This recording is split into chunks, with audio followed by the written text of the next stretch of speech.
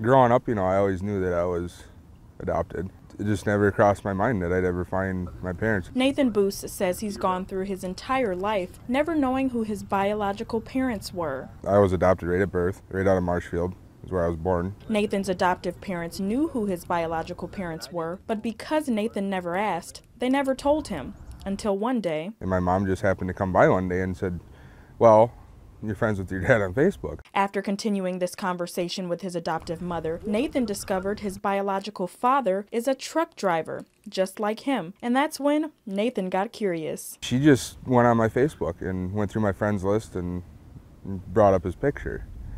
And I said, get out of here. Turns out, Nathan's biological father has been working at Rock Solid Transport in Chippewa Falls with Nathan for the past 2 years. And I fell out of my seat. He messaged me on Facebook one day and asked me if I knew his biological mother.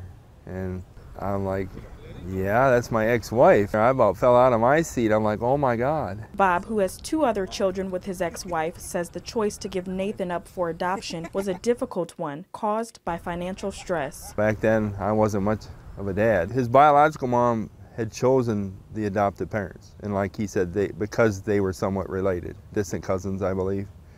But I didn't know that. Both say they're excited to continue growing the friendship they already had. Well, it's still kind of a shock. And there's days I'm not sure exactly what to say or how to act. I mean, he is my son, but yet we didn't have that father-son relationship growing up, and then we became working partners before we knew who we really were. We're just taking one day at a time, 1 mile at a time, as we say.